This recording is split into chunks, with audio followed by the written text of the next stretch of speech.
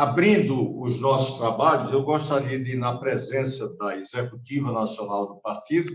que todos nós nos associássemos num agradecimento coletivo da direção nacional às direções estaduais e a todos os nossos candidatos e nossos filiados pela campanha que fizeram. Campanha que se caracterizou por uma coisa, uns mais, outros menos, mas todos, e o Cidadania ficou reconhecido por isso, e dizer a todos esse agradecimento também em nome da nossa candidata Simone Tebet, que ficou por demais agradecida ao partido por ter sido uma ferramenta importante pela sua integração na campanha, na pequena campanha que ela fez, em pouco tempo e pouca capacidade executiva ou de gestão na administração da campanha. Mas, de qualquer forma, o Cidadania pontificou nesse processo e isso é motivo de muita satisfação para nós, como presidente, porque recebemos todas essas congratulações pela nossa atuação. E também, de qualquer forma, agradecer a todos pelo resultado, pela nossa presença no processo. E é interessante, estávamos conversando um pouco aqui antes da reunião, de que a avaliação que precisa ser feita é de que, da mesma forma que aconteceu em 2018, agora aconteceu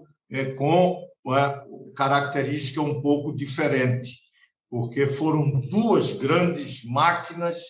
que conseguiram também atrair o voto nas proporcionais para as candidaturas majoritárias. Isso, em 2018, tinha acontecido apenas com o fenômeno Bolsonaro. O PSL, que inexistia como partido, passou a ser um dos maiores, ou o segundo partido no Congresso Nacional. E agora, os dois grandes blocos que estão formados e que são, evidentemente, partidos ligados a essas duas candidaturas. Basta ver, por exemplo, que o PSDB, o PDT e o PSB são hoje partidos pequenos, em termos de votos, de cadeiras no Congresso Nacional. Foram reduzidos a pouco mais de uma dezena de cadeiras. Isso é bem expressivo desse sentido de você ter fortalecido grandes bancadas. Isso é um processo e continua. Nós tínhamos avaliado isso, que a federação era exatamente um processo de aglutinação, que a nova legislação proibindo coligações, cláusula de desempenho, estava provocando, e provocou, e isso é um fato concreto. Já vários partidos já deixaram de ter presença no Congresso no futuro, em função de não terem atingido cláusula de desempenho. Então, dito isso, queria também salientar que tivemos um pouco maior na quantidade de votos do que em 2018, apesar de ter diminuído a bancada.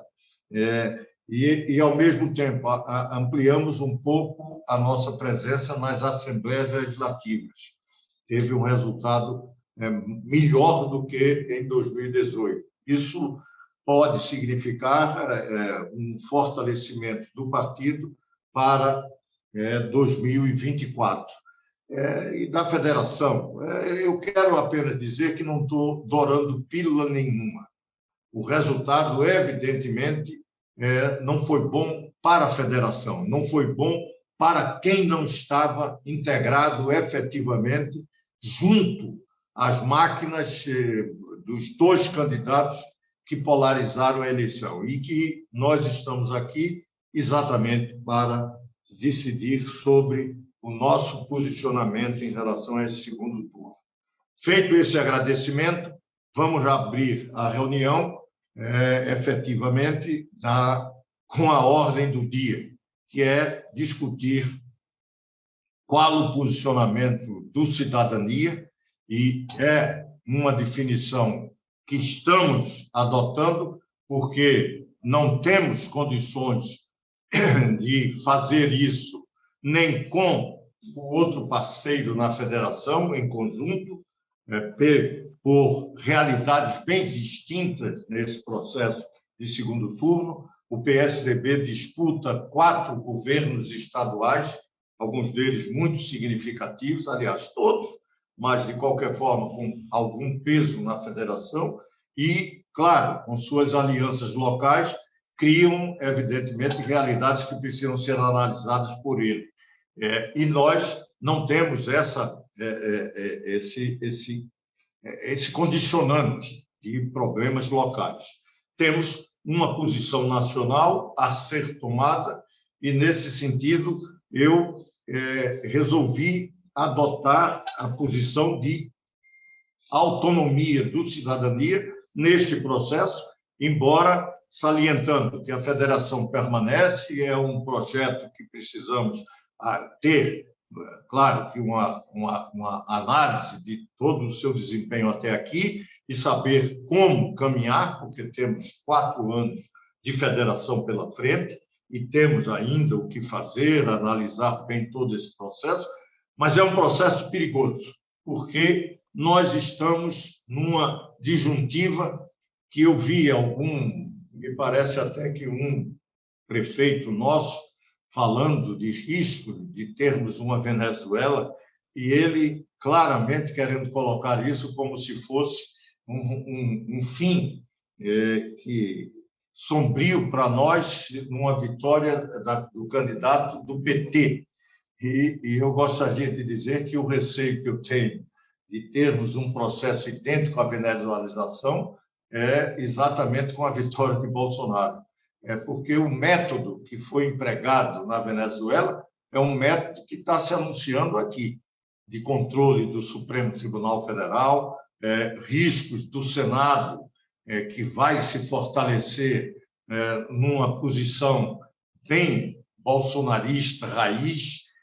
processos, por exemplo, de impeachment, se consolidaram a vitória de Bolsonaro, impeachment de ministros do Supremo, tentando controlar o Supremo, isso vai ter, evidentemente, presença. Não vamos nos esquecer que, começo do governo de Bolsonaro, esse governo que agora está se encerrando, e esperamos, e eu, pelo menos, espero que se encerre definitivamente, mas vamos nos lembrar que, no início do governo, tivemos que impedir até, porque havia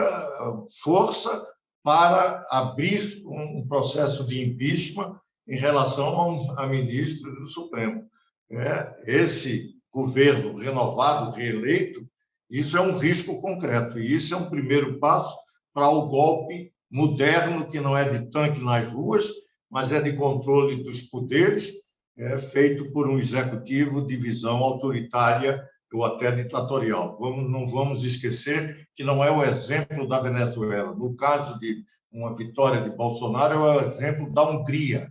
e da Polônia, que fizeram exatamente isso, com a visão de direita e protofascista, sem nenhuma dúvida. Dito isso, tem que se analisar os riscos que significa esse processo se tivermos a reeleição de um presidente Bolsonaro que virá e já está fortalecido por erros de condução no primeiro turno do chamado voto útil feito pelo PT, que lançou a ideia de que poderia ganhar e começa um segundo turno com um sentimento de uma primeira derrota, com, ao mesmo tempo, um fortalecimento que as pesquisas indicavam a não força do Bolsonaro, tal como foi expressa nas urnas. Então, todo esse quadro é um quadro que precisamos estar atentos, e nacionalmente, em função disso, muito claramente, inclusive na nota, sem fazer nenhum grande alarde do que significa a candidatura do PT, mas é uma candidatura que, mesmo sem riscos de golpe, há riscos de escalada autoritária no país, se não barrarmos a reeleição de Bolsonaro.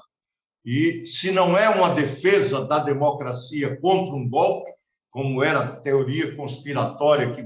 foi muito incentivada e expressa por lideranças do PT ou lideranças outras, mas que defendiam esse apoio ao PT no primeiro turno, se não é essa teoria conspiratória do golpe, mas é de uma escalada autoritária, sem dúvida, que tivemos nesses 4 anos, afora todo o negacionismo, o obscurantismo, algo que, evidentemente, precisamos, de toda forma, impedir que o Brasil continue tendo, na presidência, um encaminhamento proto-fascista, como é do Bolsonaro. E, feito isso, com um voto, evidentemente, de afirmação democrática, da continuidade do processo democrático, é que eu encaminhei o pedido para que o partido se definisse, nesse segundo turno, por um voto em Lula, número 13, mas, fundamentalmente, contra a reeleição do negacionista e fascista Bolsonaro. Cidadania.